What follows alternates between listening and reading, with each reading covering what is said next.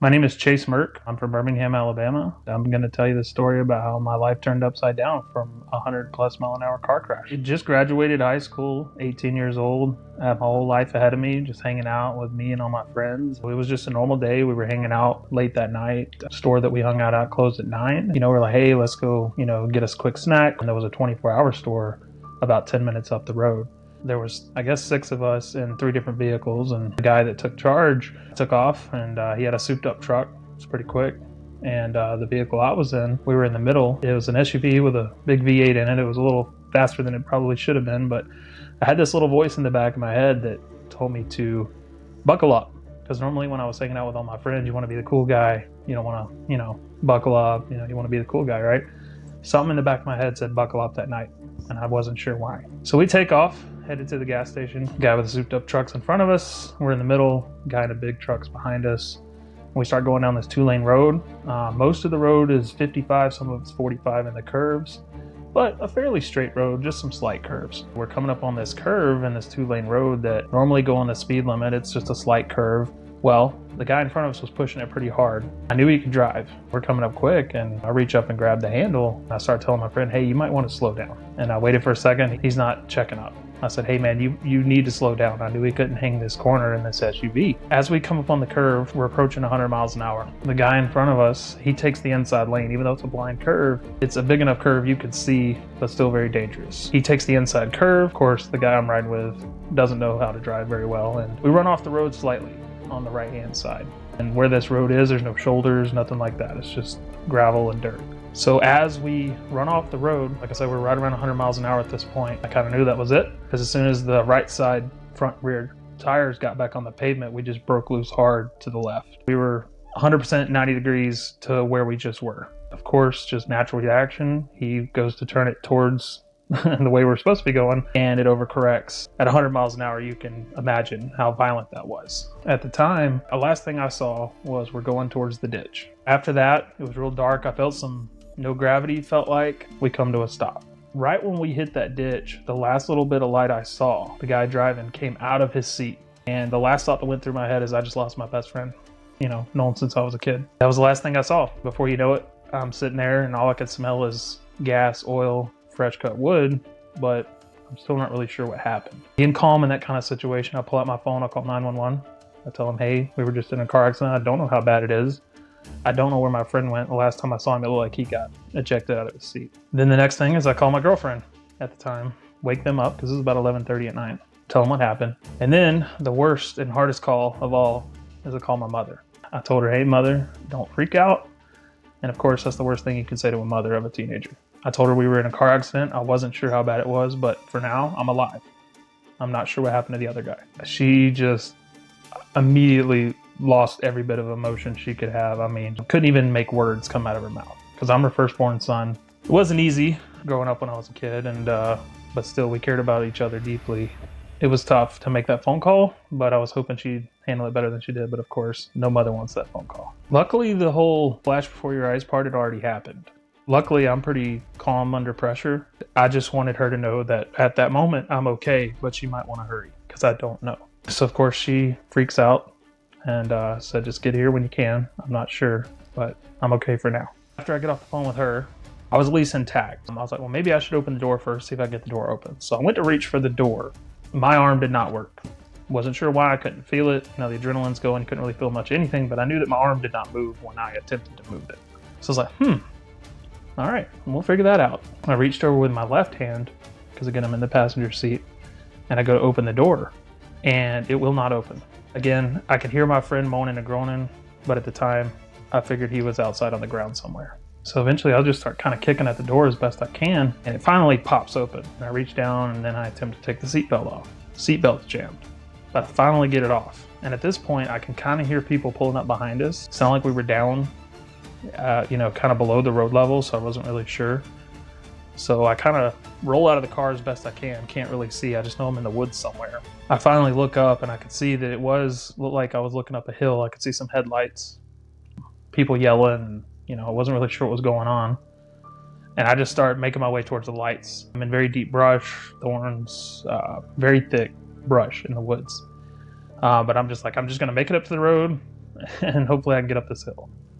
So I finally do, and the guy that was in the truck that was behind us was the first person I saw.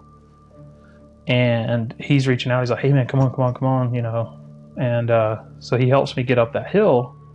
And when I get up to this hill, we're still right in the middle of this curve, and across the street is where he pulled his truck while I was standing on the side of the road, because there was a dirt lot there as well.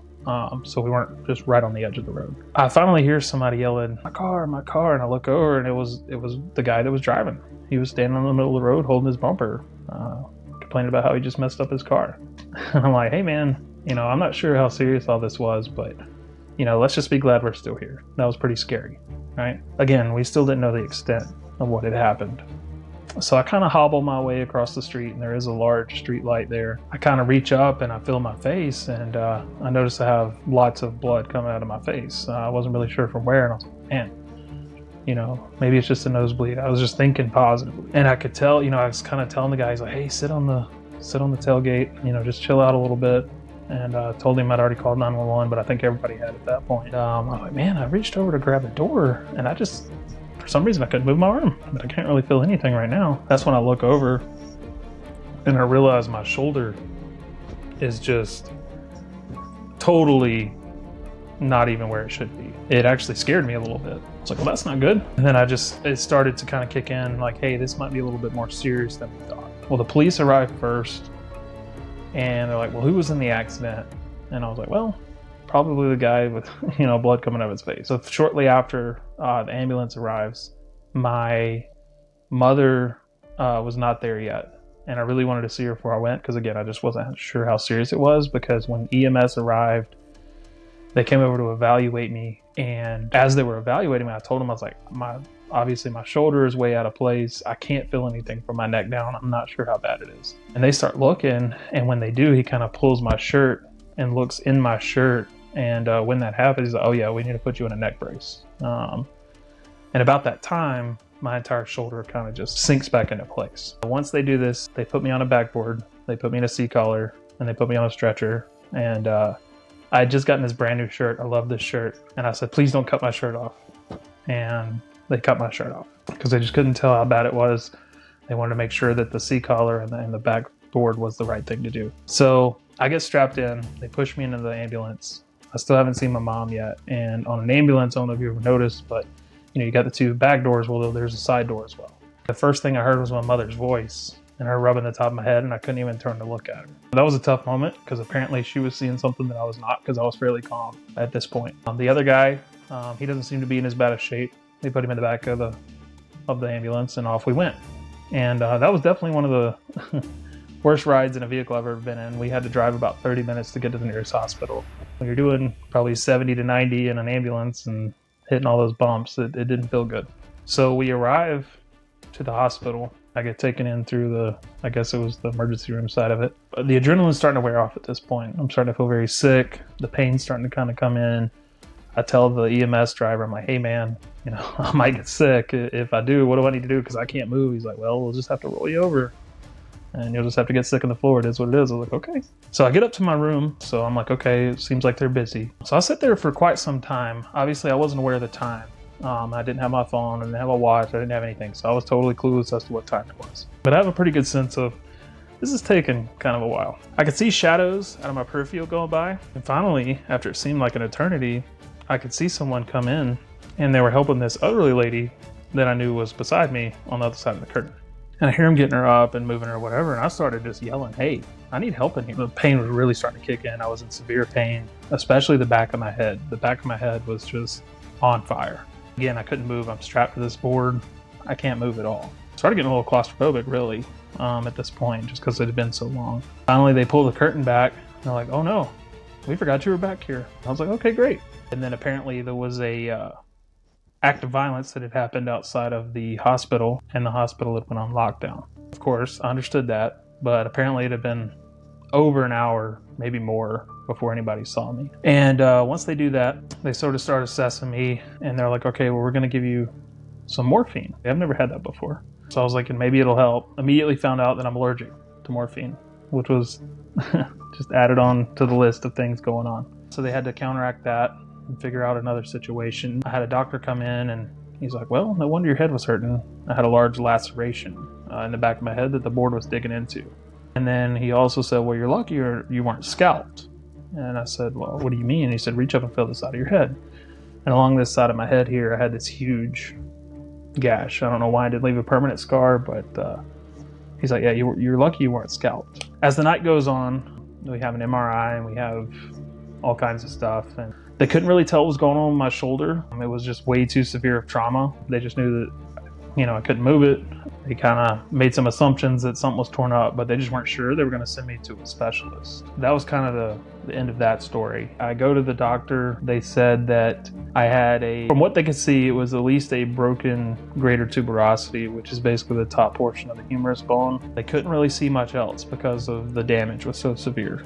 So they said, well, let's let it kind of heal on its own, see what it's going to do, what have you, right? As this happens, it was some pain medication, some muscle relaxers, and just kind of sent me on my way. So I get home that night, and I grew up in an older home and had a cast iron tub, and they didn't do really any cleaning me up at the hospital. So I get in it, and the amount of glass and just stuff coming off of me, I had dirt all in my teeth. It was rough. So time goes on, I get a job, I have a girlfriend, that's still the one that I had at the time. It's been quite a few months now, and I got a pretty good job at the time. I was working for UPS as a loader. I was doing this job very briefly before I realized when I was loading packages over my head, even just for a short amount of time, I was going numb from my neck to my waist. So I knew I had a problem. I was also in the gym a lot at this time, lifting heavy weights, because I never got told otherwise that I shouldn't be doing these things because I felt like I was okay. I just didn't have any range of motion in my shoulder. So when I started going numb, I knew there was a serious problem. So I seeked out one of the best doctors in the Southeast to go take a look. I told my supervisor after they advised me, they said, well, we need to scope it. It's going to take about 3 days. I said, okay, great. So I go to my supervisor, me being a new hire at the time. They didn't like that too much, but I said, hey man, I'm not going to be able to perform my job anymore if I don't. I go to this doctor, and I guess I signed something that said, if you're in there and you find something, fix it. And I didn't realize it because I woke up, this is about a year later at this point, by the way. I woke up wrapped from my neck to my waist with my arm, taped to me, and I was in the worst pain I'd ever been in. Finally, the doctor comes in there and he's like, well, you had, not only did the bone go back wrong, you had a torn rotator cuff and a torn labrum, and you've been doing all this manual labor.